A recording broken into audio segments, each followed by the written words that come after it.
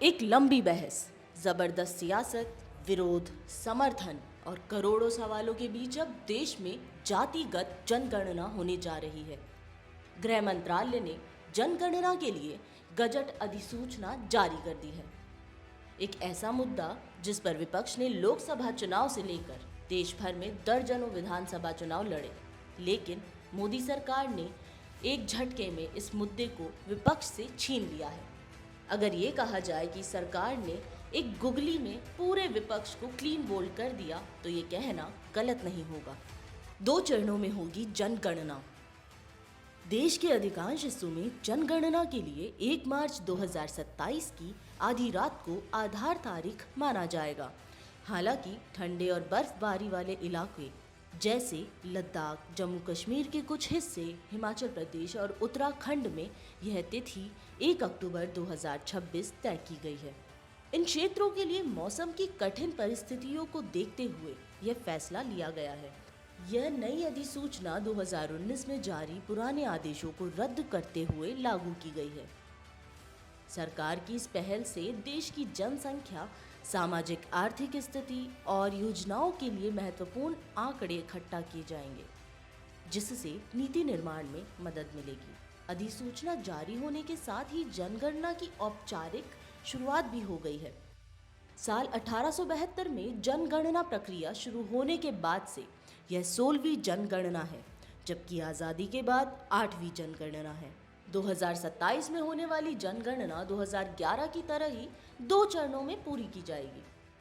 पहले चरण को मकान सूचीकरण या मकानों की गणना कहा जाता है। इसमें हर परिवार के घर की स्थिति, उसमें उपलब्ध सुविधाएं और संपत्ति से जुड़ी जानकारियां जुटाई जाएंगी।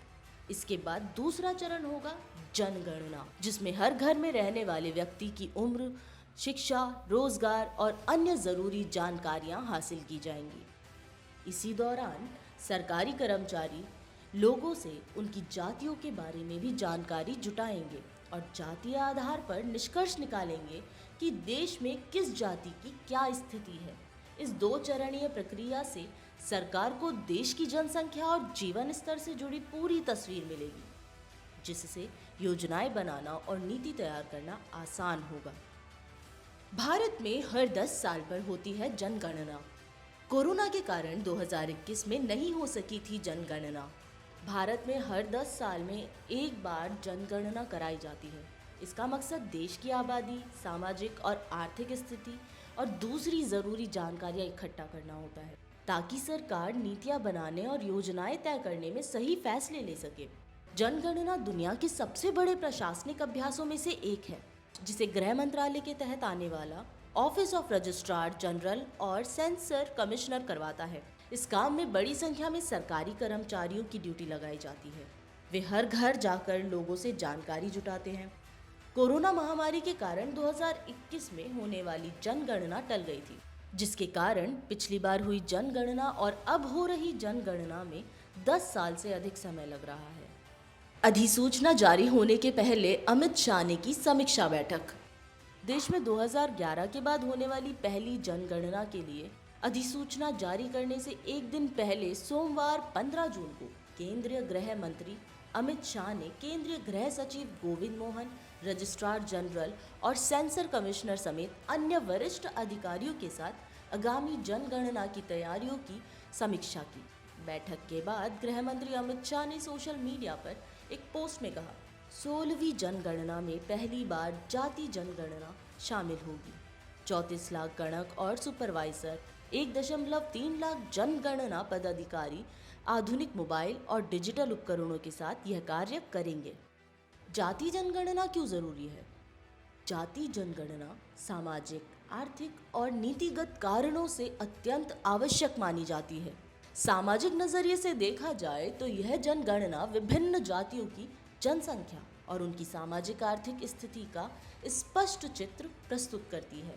इससे यह समझने में मदद मिलती है कि कौन से समुदाय असल में पिछड़े हैं और किस स्तर पर हैं। जाति जनगणना के समर्थकों का कहना है कि इससे सरकारी नौकरियां, शिक्षा, स्वास्थ्य सेवाएं और अन्य संसाधनों में जातियों को उनकी जनसंख्या के अनुपात में भागीदारी सुनिश्चित की जा सकती है। आर्थिक और नीतिगत दृष्टिकोण से जाति जनगणना सरकार को योजनाएं बनाने में मदद करती है, लेकिन जब यह स्पष्ट रूप से पता होगा कि किन जातियों के पास संसाधनों की कमी है या किन्हें अवसर नहीं मिल रहे, तब नीतियां बनाना अधिक प्रभावी होगा। उदाहरण के लिए, यदि किसी विशेष समुदाय में शिक्षा का स्तर बहुत कम है, तो सरकार उस समुदाय के लिए विशेष शिक्षा योजना शुरू कर सकती है। जाति आधारित डेटा वंचित और पिछड़े समुदायों की सटीक स्थिति जैसे शिक्षा, रोजगार, आय, इन सब को उजागर करता है। यह अनुसूचित जाति, अनुसूचित जनजाति और अन्य पिछड़े वर्ग के लिए आरक्षण और कल्याणकारी योजनाओं को प्रभावी ढंग से लागू करने में मदद करता है। लेकिन बिना अपडेटेड डेटा के नीतियां अनुमानों पर आधारित होती है जो प्रभावी नहीं हो सकती, जैसे ओबीसी की वास्तविक आबादी और उनकी सामाजिक आर्थिक स्थिति के बारे में 1931 के बाद कोई व्यापक डेटा नहीं है। इसके साथ ही शिक्षा, स्वास्थ्य और रोजगार योजनाओं को लक्षित करने के लिए सटीक आंकड़े चाहिए। वर्तमान आरक्षण नीतियाँ जैसे ओबीसी के लिए 27% पुराने अनुमानों पर आधारित है। जाति जनगणना से यह स्पष्ट हो सकता है कि क्या यह कोटा पर्याप्त है या इन्हें संशोधित करने की ज़रूरत है। भारत में जाति और आर्थिक स्थिति के बीच गहरा संबंध है। जनगणना से यह समझने में मदद मिलेगी कि कौन से समुदाय सबसे अधिक हाशिए पर है। जाति जनगणना के विरोध में अक्सर यह तर्क दिया जाता है कि इससे सामाजिक विभाजन और जातिगत तनाव बढ़ सकता है।